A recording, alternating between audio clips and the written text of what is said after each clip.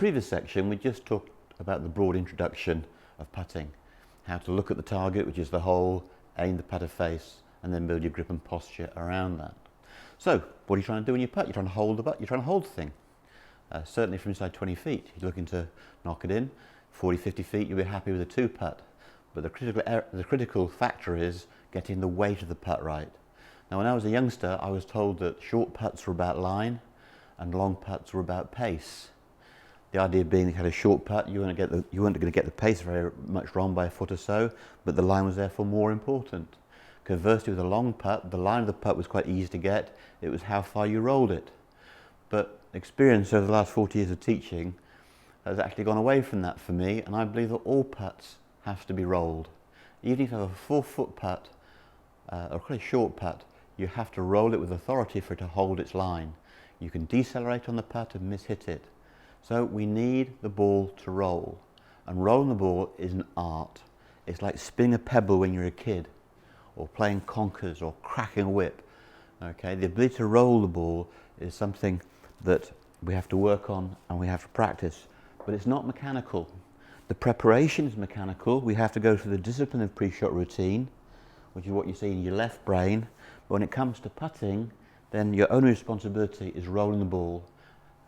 And when you roll the ball, 2 things happen. A rolling ball holds its line.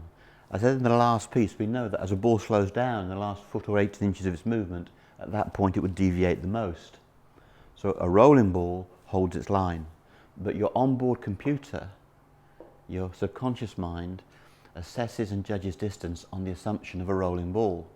So if you go lawn bowling and you roll the bowling ball down to the jack that's 30 metres away, they don't let you do it overarm. It's got to be underarm and lay the bowling ball down on the green smoothly. Even when you go 10-pin bowling, you've got to get the ball quietly onto the boards. You hear a novice or a child and make the ball bounce and everyone looks around, but the primary skill is to get the thing rolling as well as spinning. Okay. So, where does roll come from? Well, talent's one of the answers, but roll comes from a number of factors. Roll comes from acceleration. But not only does it come from acceleration, it comes from smooth acceleration. So if you work about rolling the ball, you're already thinking about a creative movement rather than a disciplined or tight or suppressed movement. A rolling ball is a creative act. Okay? So, acceleration is a good thing, but an abrupt acceleration would be a hit and the ball would pop off in different directions. The point about acceleration and roll is the ball goes end over end. Now, if you're going to have smooth acceleration, it depends upon how the club goes back. So if your backswing is too long, you'll decelerate. So in looking for a rolling ball, it's leading you to a neat, precise, and not a long backswing, but a compact and workmanlike one. Then, of course, there's the pace of your putting stroke. If you go back too quickly, you'll decelerate.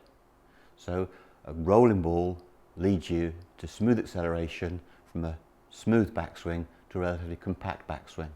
So I could teach you up front the 4 factors of acceleration, smooth acceleration, compact backswing, steady backswing.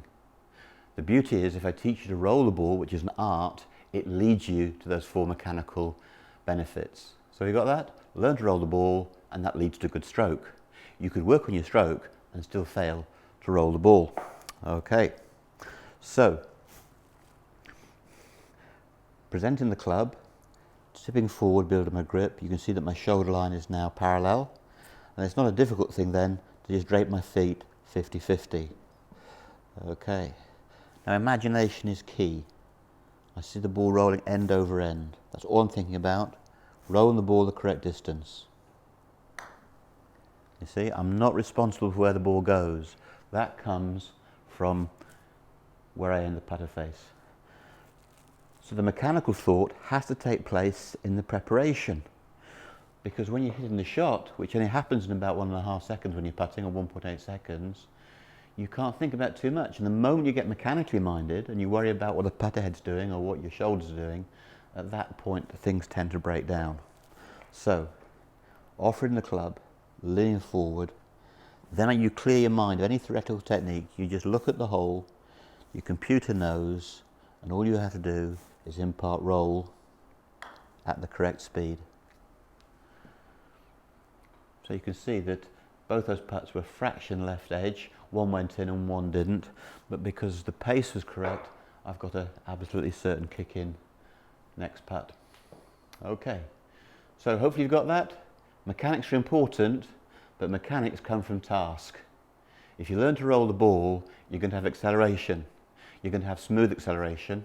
You're going to have a backswing that's the appropriate length and not too long, and you're going to have a backswing that is the right pace. If you were playing darts, you would never snatch the dart back. You would draw the dart back. If you're playing snooker, you would never snatch the cue back. You would draw the cue back.